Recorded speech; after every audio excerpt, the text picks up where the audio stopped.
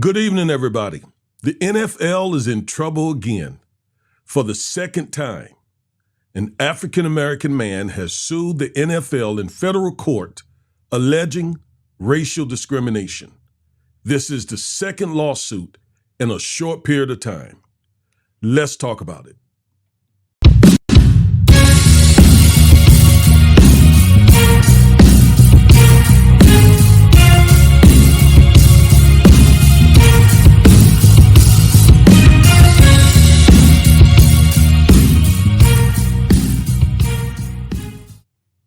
Hello, everybody. I am Attorney Augustus Corbett, a.k.a. the Minister of Justice, one half of the Defiant Lawyers, and each and every week we bring you at least one legal analysis of some trending story having to do with politics, policies, personalities, or pop culture to empower the African-American community with the legal information it needs to defy an unjust legal system and to nullify systemic racism and white supremacy. If that sounds interesting to you, please subscribe, like, share, comment, and click the bell. Again, thank you for tuning in to the Defiant Lawyers. This is a good one. This is a juicy story here. I have been waiting to get my teeth into this story all day. Here's why. I despise the NFL. Now, let me explain. I grew up watching the NFL. My favorite team is the Pittsburgh Steelers. I've been a Steelers fan for 40 years, as far back as I can remember being interested in sports. So I am not anti-football. I am anti-NFL because it is what I would describe as a racist, white, rich cabal of old men who could care less about the African-American community. There should be no question that this organization is a racist organization. It doesn't take a rocket scientist to see it. And I love the way that this second plaintiff has laid out his lawsuit. We're going to look at some of the language in that lawsuit, and you will see why I have such strong animus against this organization, the NFL. Let's play the video. You and other league officials have said that the league's commitment to diversity, equity, and inclusion extend beyond the sidelines and beyond the front offices and is applied to all aspects of the company. I've worked in NFL media for 5 years. During those 5 years, we have never had a black person in senior management in our newsroom. That's a problem because we cover a league who, according to league data, the player population is 60 to 70% black, which means that there is no one who looks like these players at the table when decisions are being made about how they are covered. More concerning is that for a year plus now, we have never had a full-time black employee on the news desk, which again is a problem because we cover a league whose player population is 60 to 70% black, according to league data. I asked you about these things last year, and what you told me is that the league had fallen short and you were going to review all of your policies and practices to try and improve this. And yet a year later, nothing has changed. You know, James Baldwin once said that I can't believe what you say because I see what you do. And so I would ask you as an employee, when are we in the newsroom going to have a black person in senior management, and when will we have a full-time black employee on the news desk? So there you have it.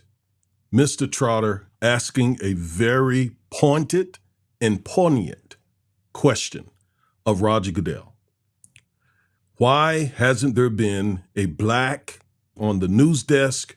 Why hasn't there been black management in the NFL media? Why? Explain that, Mr. Goodell. And he couldn't. So he asked the question the second year, and nothing happened. And according to Mr. Trotter's complaint, according to his lawsuit, for that, he was fired. That's what he alleges in his lawsuit. Now, again, I want to share with you, I have strong animus against the NFL. I have not watched an NFL football game now in about 4 years or so, 5 years. And I tell you, watching the NFL, watching the Steelers, cheering on the Steelers, Used to be a family tradition. Sundays after church, Sunday afternoon, we couldn't wait to get home as a family and sit down and watch some good NFL football. But I tell you, it is so obvious how racist this organization is. It really came out with Colin Kaepernick. When Colin Kaepernick took a stand against discrimination and systemic racism in society and did so by kneeling, he was castigated by the NFL. He was blackwashed for taking that stand. And the NFL basically kicked him out of the league, destroyed his career, and pretty much tossed him to the side. And then they showed a little bit of lip service to the issues that Colin Kaepernick raised, despite the fact, as Jim Trotter said, that 60 to 70% of the NFL is black men. The very people that were being shot by police officers that Colin Kaepernick was bringing attention to. But it was clear the NFL could not have cared less about the issues that Mr. Kaepernick was bringing up. So Bryant Flores sued them for the way he was treated, and now this renowned black journalist has also sued him in federal court. Now, who is Jim Trotter? Let me introduce you to Mr. Trotter.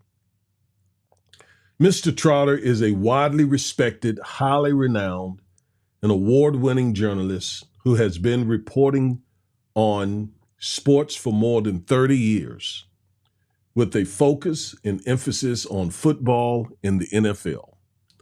Following his graduation from Howard University, go Howard U, with a degree in broadcast journalism in 1986, Mr. Trotter's experience has included tenures working for among the most prominent sports media organizations, including Sports Illustrated 2007 to 2014, ESPN 2014 to 2018, the NFL 2018 to 2023, and currently the Athletic 2023 to present. Mr. Trotter has written numerous important articles that transcend sports and involve the intersection between sports and social issues. He has authored books and received numerous awards. I'm scratching the surface of this man's tremendous career. So he is not a fly-by-night shade tree journalist. He has been out there doing the work. And what courage he showed when he asked Goodell those questions that he asked him 2 years back to back, knowing that he was going to tee off the folks who held his career in their hands. Yet he asked the question. I salute Mr. Trotter. We need more African-American men in the NFL just like him, both players and fans and other folks who are a part of this organization directly and indirectly. More men like Bryant Flores and Jim Trotter. Now, I got a copy of Mr. Trotter's lawsuit, and we're going to look at some of the important parts of it. It is really awesome. I mean, as a lawyer, it fires me up reading it. As an African American, it fires me up reading it. As a person who has been in the space of fighting for social justice and civil rights for many years, it fires me up. So I hope that it fires you up as much as it does me. Let's go to the lawsuit. All right. So he filed his suit in the United States District Court in the Southern District of New York, which is in Manhattan. And you see here is Jim Trotter versus the National Football League, NFL Enterprises, LLC, and NFL Network Services, Incorporated. And he's demanding a jury trial. Now, here were some words that he shared at his acceptance speech for the Pro Football Hall of Fame. And I thought they were very poignant words. Quote, "When I think of the Hall of Fame, I think of impact. I think of difference makers, and I think of legacy. And many of you with gold jackets who I've talked to have told me that your goal was to leave the game in better shape than you found it. And those words have stayed with me over the years, so much so that I have even tried to apply them to my profession. I've thought about how can I open the door for those who come behind me? How can I make newsrooms more reflective of the communities that they cover?" Mr. Trotter made the point to Mr. Goodell, and he makes it in his complaint. How could an organization whose workforce is 60 to 70% African-American men not have African-American journalists in leadership management roles when those journalists are tasked with covering and reporting on a workforce, again, that is 60 to 70% African-American? The math just didn't make any sense to him, and it doesn't make any sense to me. All right, so the preliminary statement that Mr. Trotter makes says, Plaintiff Jim Trotter, a renowned and award-winning football journalist with impeccable credentials and a reputation beyond reproach, was let go by the National Football League because he challenged Roger Goodell and others regarding the NFL's record of race discrimination and lack of diversity. During his tenure, Mr. Trotter repeatedly called out the NFL for refusing to address long-standing, systemic, and institutional discrimination within coaching ranks, within the NFL league office, and within the NFL media newsroom, for having the integrity and courage to stand up to the NFL. Mr. Trotter lost his job. Mr. Trotter goes on to say, it has already been acknowledged by many in the media that the NFL retaliated against and took vengeance on Mr. Trotter for him having taken the NFL to task on its discriminatory practices. The NFL's treatment of Mr. Trotter is consistent with the documented history of silencing, retaliating against, and blackballing Black men who speak out about such conduct. This is the NFL's modus operandi and part of the fabric of this league. Man, I love it. I love it. I love it. I love it. I love it. He is laying it out straight up. No chaser. He is putting it on the table. I love it. And those of us who've been around a minute know that the allegations in this lawsuit are factual. But Mr. Trotter's experience with discrimination and retaliation was not limited to his termination. Throughout his employment, Mr. Trotter witnessed and observed discriminatory and or hostile conduct by his employers, including by NFL team owners, that went entirely unchecked as a matter of standard operating procedure. Do you hear what he's saying? Not only did he face racial discrimination in that he was terminated for raising the issue, but he said that he personally observed racist behavior that was overlooked and nothing was done about it. And that, he says, was just the way the NFL operates. I consider this to be an inside backstage view, and I appreciate Mr. Trotter for bringing it to the light. I hope that African-American football fans around the country will come to their senses and stop supporting an organization that is blatantly racist. I really hope so. All right, Mr. Trotter goes on to say, as one such example, Terry Pagula, owner of the Buffalo Bills, stated in reference to player protests against racial injustice that, quote, if the black players don't like it here, they should go back to Africa and see how bad it is, close quote. That is a blatantly racist statement by a white owner of the Buffalo Bills. If the black players don't like it here, they should go back to Africa and see how bad it is. That sounds like something white supremacists, members of the Aryan Nation, the KKK, sounds like something they would say, not the owner of a football team whose workforce is made up primarily of African-American men. As another example, Jerry Jones. Oh, Jerry Jones, owner of the Dallas Cowboys, responded to a question posed by Mr. Trotter regarding the dearth of black professionals in decision-making positions for NFL teams by stating, quote, this is Jerry, if blacks feel some kind of way, they should buy their own team and hire who they want to hire. That's what Jerry Jones said. Once again, a man beloved by many black people who was also recently seen in a picture showing that he was likely in opposition to school desegregation. Jerry Jones.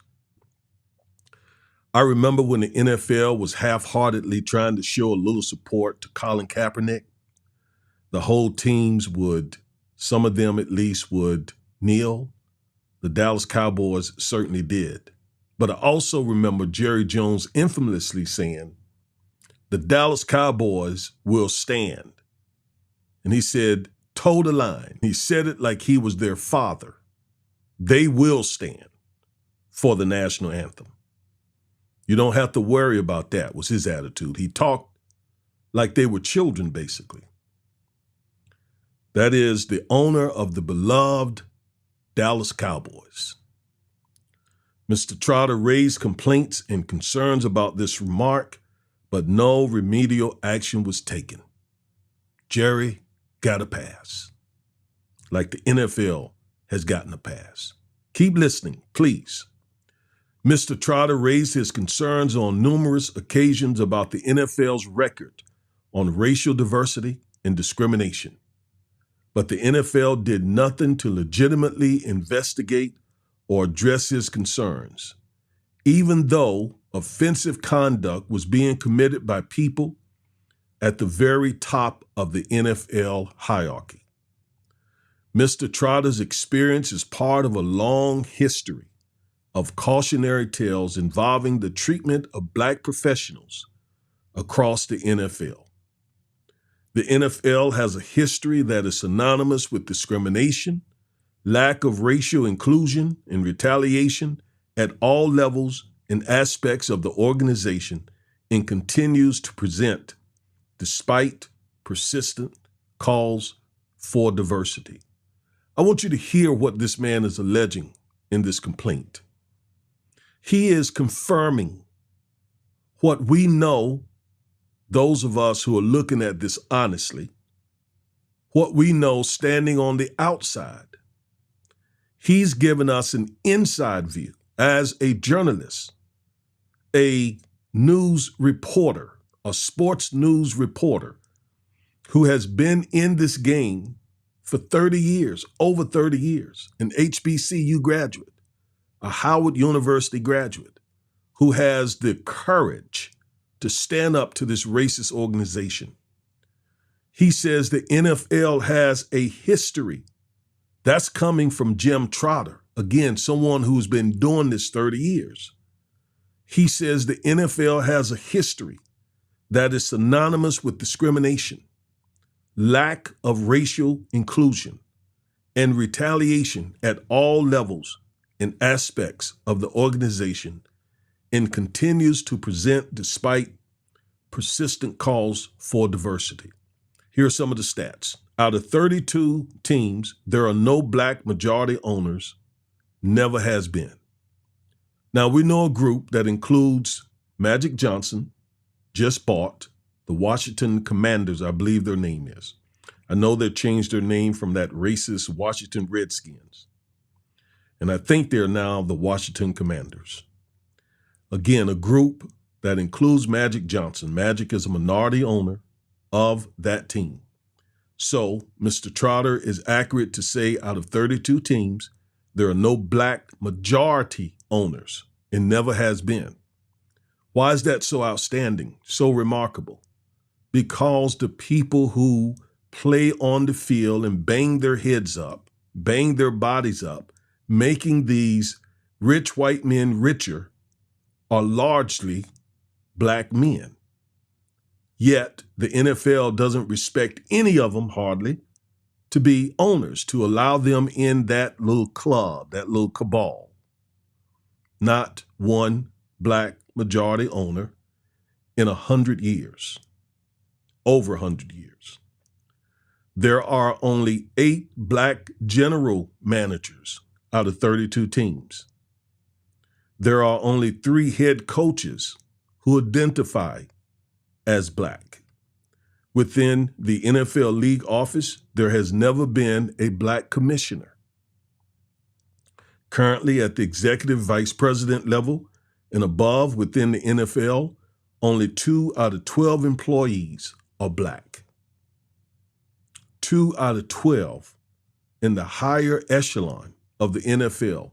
In the NFL media newsroom, there are no black managers, no black copy editors, and no black full-time employees on the news desk. Why is that important? Because the media is powerful. The media puts out narratives. The media puts out images, stories that can be very, very biased against African Americans. And so you need someone in those newsrooms. You need an African American person who will challenge some of that biasness, who will challenge those racist narratives, who will challenge those racist undertones. It is desperately needed. Men just like Jim Trotter, actually. And what does he get for trying to promote diversity and inclusion? He gets fired. What did Colin Kaepernick get for bringing attention to systemic racism? He got whitewashed. That's the way they operate. All right, all these numbers stand in stark contrast to a league in which 60 to 70% of the players are black. Clearly, the NFL's lack of diverse leadership led to a league and organization where black people are not being given equal opportunities to obtain and or advance to positions of meaningful authority. And if a black person chooses to speak up and oppose discrimination, it all too often leads to retaliation. The NFL has consistently acquiesced to and participated in outright discrimination and continues to refuse to take remedial action to solve this obvious problem. Mr. Trotter is only the latest victim, but without change will not be the last of the NFL's steadfast commitment to silence and seeking vengeance against those who seek change. Now, let me just read a little bit about the claims and relief that Mr. Trotter is seeking. Mr. Trotter files this action seeking all available remedies under the law for defendants' unlawful conduct in violation of Section 1981 of the Civil Rights Act of 1866. And I want to stop there for a moment because our law firm, has used Section 1981 of the Civil Rights Act of 1866 to hold other entities accountable who were guilty of racial discrimination. So this is a very important section of federal law. Now, the particular relief that Mr. Trotter seeks is equitable relief to force the NFL to remedy and change its discriminatory and retaliatory practices and comply with the law. Now, he's really trying to bring some change here. Notice he says that he seeks the imposition of a court-ordered monitor to review the NFL's policies and/or practices and implement necessary changes with respect to the hiring, retention, and advancement of Black people throughout all levels of the NFL organization and hierarchy, including in the NFL media room, the NFL league office, and within NFL teams. Mr. Trotter also seeks a full-scale investigation into the discriminatory or retaliatory animus of all persons in position of power within the NFL, including the NFL team owners. The NFL and team owners have repeatedly shown they are unable to monitor and police themselves, making these equitable measures a necessary component of any awarded relief. So we see he's really trying to bring about change. For him, this is not just about himself. It is about changing a racist organization, an organization that's built on the back, sweat, blood, and tears of African-American men. Now, I want to read a little more here. So he includes in his lawsuit, and I'm so happy that he did, the blackballing of Colin Kaepernick. Here's what it says. During the 2016-17 NFL season, Colin Kaepernick protested societal racial injustice by kneeling during the national anthem. Following that season, in which Kaepernick held a passer rating of 90.7, besting 13 other starting quarterbacks, no NFL team would offer him a job, even as a backup, of which teams typically have at least two. Mr. Kaepernick was blackballed from that point going forward. Mr. Kaepernick's protests against racial injustice deterred all 32 NFL teams from offering a contract to a quarterback with quality NFL experience and immense talent. Just one example, the New York Giants suggested that the reason the team did not consider Mr. Kaepernick was because the team's owner feared backlash, a statement that journalists understand labeled dangerous.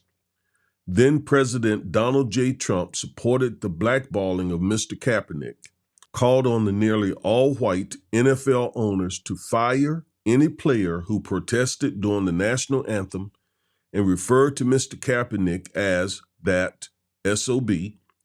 Neither the NFL as a league nor any of the team owners came to Mr. Kaepernick's defense. In fact, in an October 2017 meeting among owners, players, and league executives to address racial injustice protests, NFL owners effectively endorsed President Trump's opinion that a player who protests racial injustice is an SOB, and stated an unwillingness to act contrary to Trump's directives. Mr. Kaepernick remained blackballed thereafter, despite being unquestionably skilled enough to be on a roster. Mr. Pegula stated his opinion that Mr. Kaepernick's disenfranchisement was a media problem and proposed that the NFL needed a spokesperson to promote the league's image. Mr. Pegula suggested that the spokesperson be Black in order to placate the media.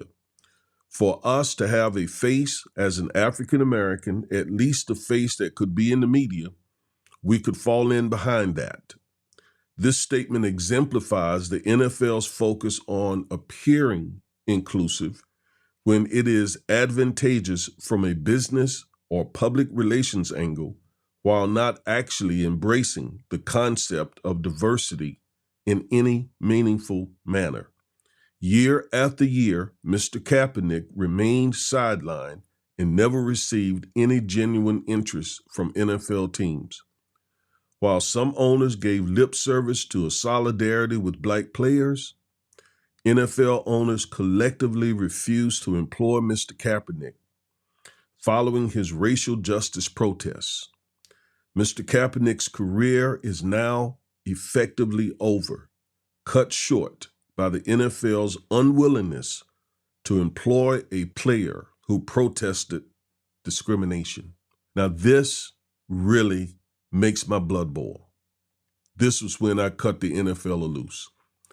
You would think that those team owners whose wealth is built, again, on the back of black men would celebrate one of their players who's out trying to protect black men from police brutality. You would think that they would connect the dots, that their money depends on having black bodies on the field. Therefore, they would support Kaepernick trying to protect those young black men from police violence. No, their racism overrode their common sense, as racism often does. This was when I severed my relationship with the NFL, and I've not watched a football game since then, not an NFL football game. All right, there's some more that I must read to you having to do with race norming. If you have any question that the NFL is a racist organization, this should change your mind forever. Race norming. If you don't know what that is, listen carefully.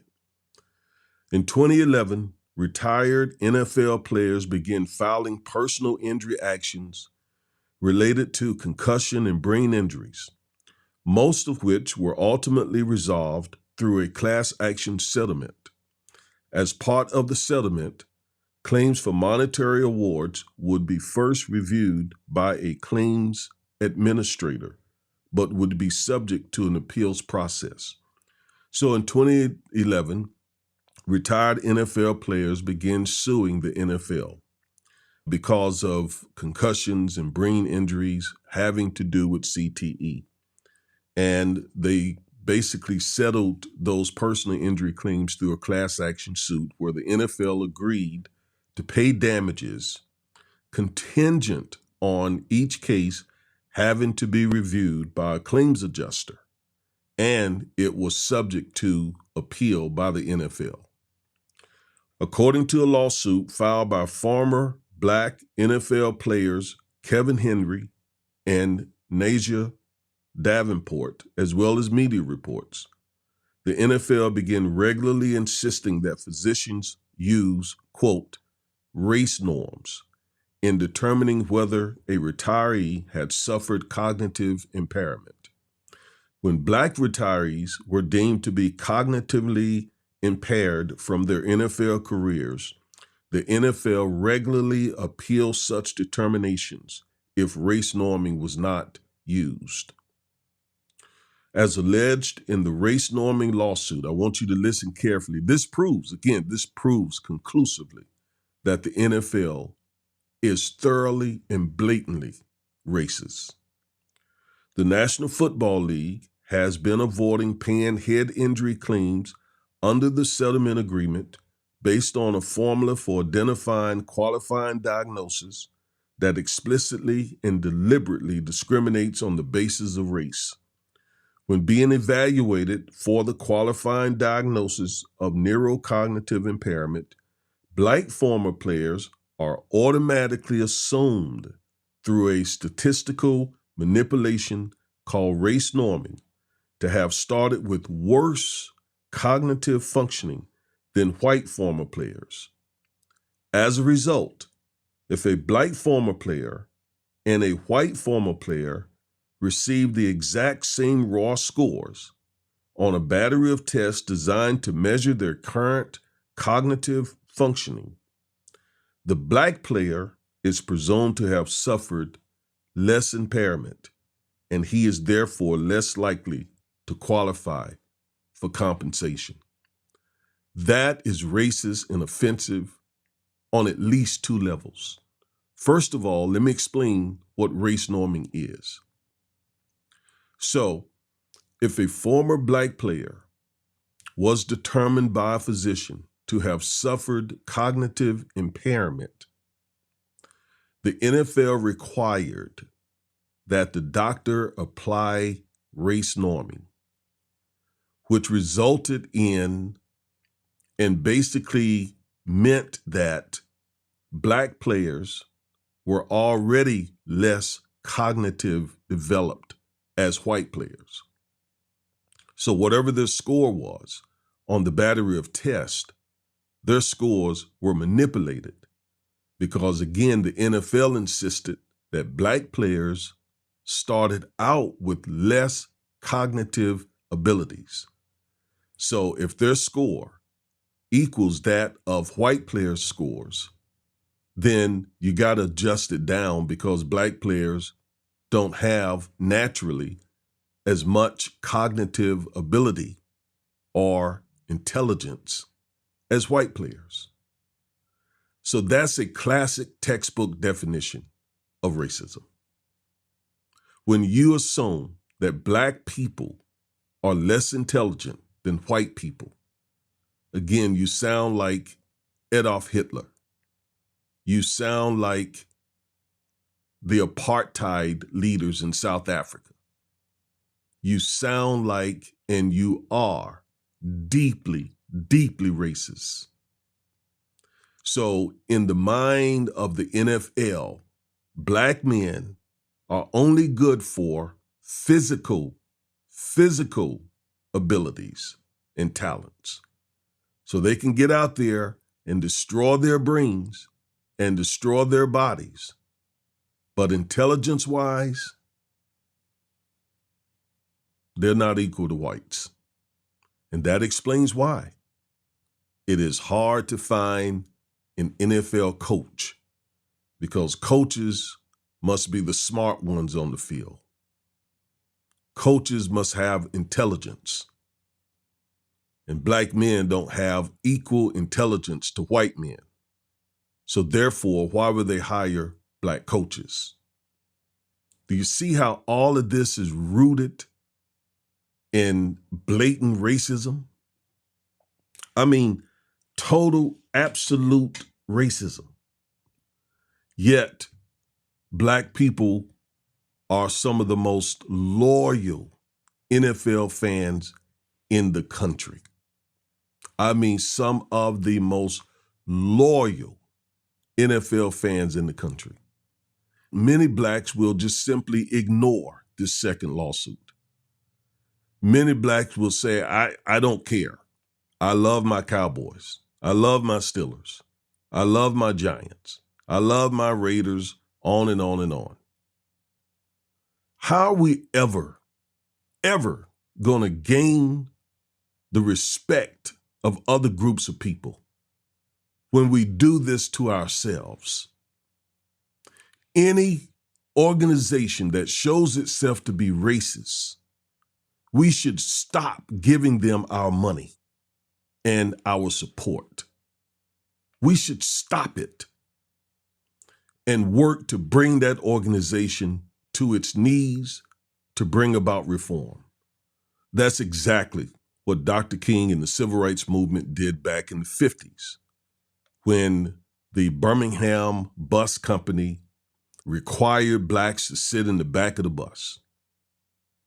If you were Black and you got on the bus, you paid your money and you went and you sat on the back of that bus. You could not sit up front because that was reserved for white people. You're paying the same amount of money. You have the same dignity. Your humanity is just as important. Yet you're relegated to the back of the bus. Why did that go on so long?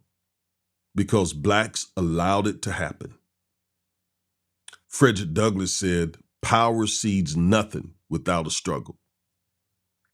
So, had they allowed that Birmingham busing company to continue to relegate them to the back of the bus, that's where they would have remained.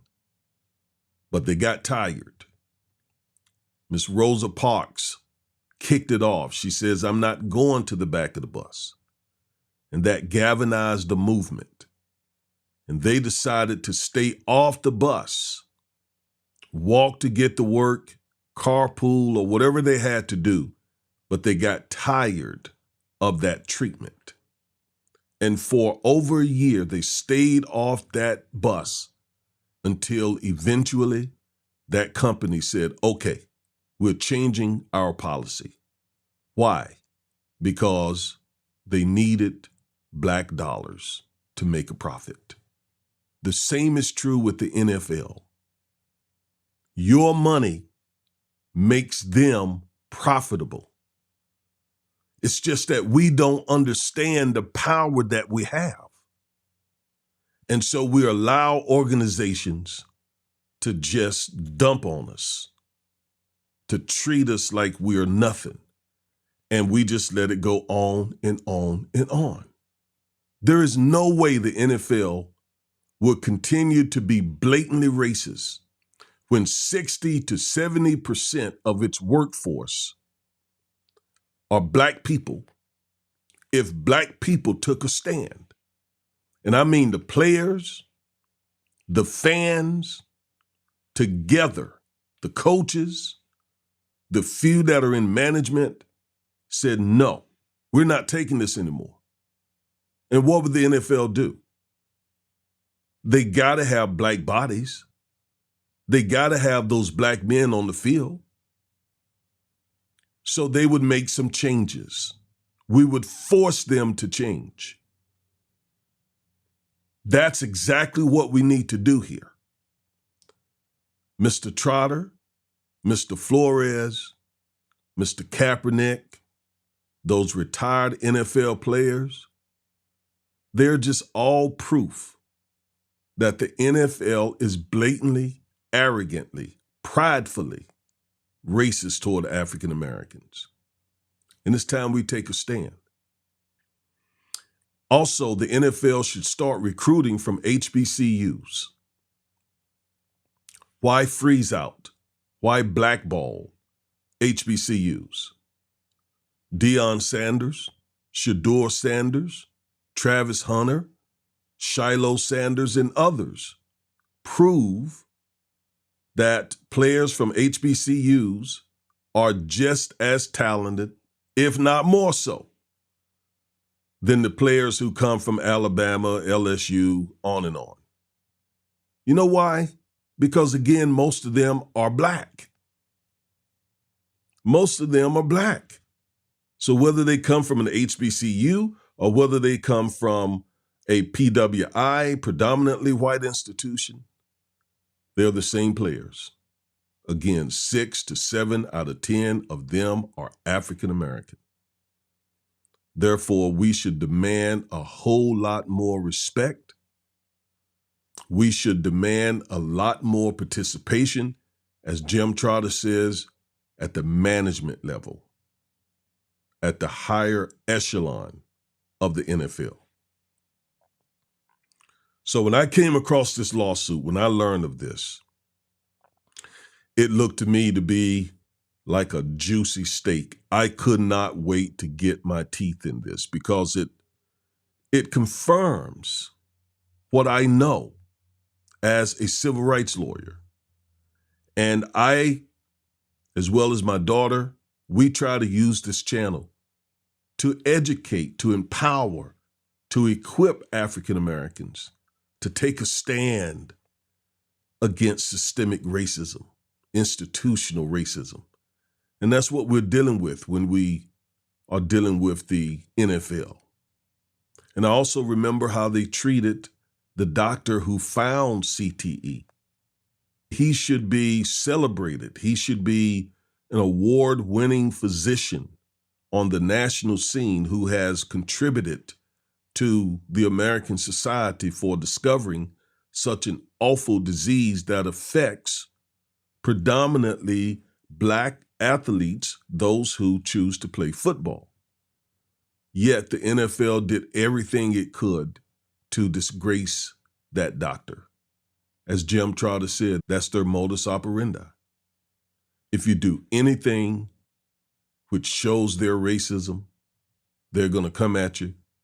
They're going to try to destroy you. They're going to blackball you, etc. Why? because they know their fan base, especially the African Americans, are going to do nothing. Of course, their white fan base are going to celebrate. We saw that with the Colin Kaepernick situation. They were happy to see Colin Kaepernick blackballed. The white fans, for the most part, stood with Donald Trump when he called Kaepernick and other blacks who dare stand against white supremacy SOBs. Whites basically stood with him, as well as those white owners. Well, this is different because the workforce is 70% black, not 10% black, not 5% black, not 30% black, but 70% black. That means we control this, and we should demand fairness, equity, diversity, just as Jim Trotter did. I celebrate the brother. I appreciate what he did. I think he deserves our applause and our thanks. So that's what I wanted to share with you about this lawsuit. It is just the second one in a very short period of time, which shows you just how deeply racist the NFL really is. I am attorney Augustus Corbett. I'm one half of the Defiant Lawyers, and we're going to keep bringing you these stories to empower, to equip, educate you so that you can take a stand against systemic racism, so that you can nullify it, so that you can help dismantle it, defeat it in all its forms. That's what we're committed to doing on this channel. If you find that interesting, if you see the need for that, and hopefully you do, especially if you're African American. Remember what Dr. King said, injustice anywhere is an injustice everywhere. All right, until the next time, thank you for tuning in. You've been listening to the Defiant Lawyers. Peace and love.